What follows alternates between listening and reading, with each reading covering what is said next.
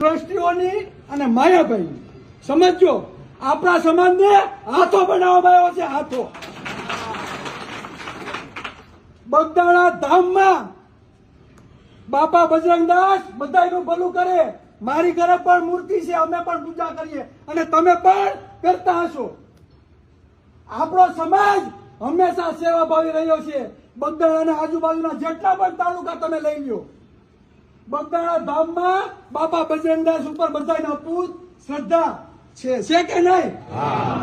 એટલે 80 થી વધારે મંડળો છે અને દર વારે વાળા છે ને સેવા કરવા જાય છે. જાય છે કે નથી જતા? આપણી બહેનો દીકરીઓ વાસણ ઉટકે છે, આપણા ભાઈઓ પીરસે છે. સેવાનું કોઈ પણ એવું કાર્ય નાનું નથી ગણતા અને દિલથી કરે છે. કરે છે કે નથી કરતા? આપણા સમાજે હંમેશા શ્રદ્ધાના નામે ખાલી સેવા કરી જાય છે. શું કર્યું છે? સેવા. જયારે ટ્રસ્ટ બનાવવાની વાત આવી એટલે મજા આવી, બધા ગોઠવાઈ ગયા અને આપણે હજુ શું કરીએ છીએ? સેવા કરીએ છીએ કે નથી કરતા? તો ખરેખર જો સેવા કરવી હોય તો આ સમાજને કઈ ફાયદો થાય ને એવી સેવા કરો. એવી સેવા આપણે કરવાની, મેવા ખાવાના બીજાને અને ધોકા ખાવાના કોને? કોને ધોકા ખાવાના? અને પાછી અન્યાય માટે પાછું આપણે રોડ ઉપર ઉતરીને ભીખ માંગવાની. આ જ વસ્તુ થઈ ને. ન્યાય માટે બીજા લોકો પાસે ભીખ માંગવા જવાની કે પોલીસ પ્રશાસન ધ્યાન નથી દેતું. આરોપીને સાવરવામાં આવે છે. આરોપી કોઈ બી હોય, આરોપી દોષી છે કે નિર્દોષ એ સાબિત કરવાનું કામ કોનું છે? ન્યાયતંત્રનું. કોનું કામ છે? ન્યાયતંત્રનું. આપણે એમ નથી કહેતા ફલાણો વ્યક્તિ દોષી છે, પણ એ સાબિત કરવાનું કામ કોનું છે? ન્યાયતંત્રનું. અને આપણે ન્યાયતંત્ર ઉપર પૂરેપૂરો ભરોસો છે કે આપણે ન્યાય મળશે અને મળશે.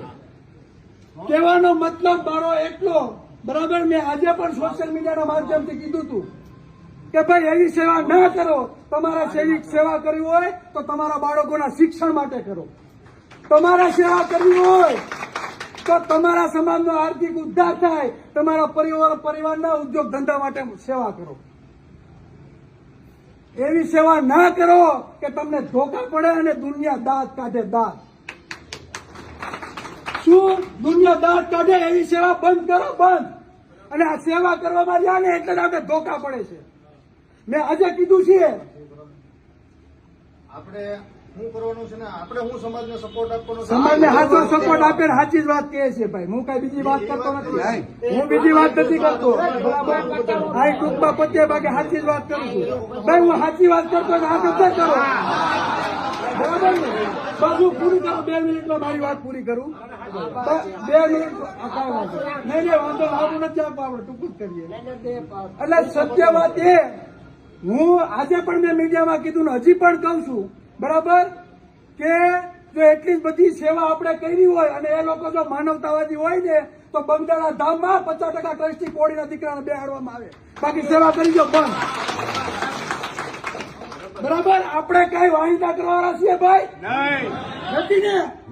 તો હું એટલું કહું છું ભાઈ, અમે એટલા વર્ષો ત્યાં સેવા કરીએ તો અમને પણ લાભ આપો અમારા સમાજને.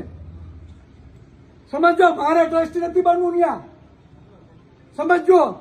પણ જે સેવા આપણે કરીએ છીએ તો સમાજનું કઈ નામ તો બોલાવવું જોઈએ કે નહીં?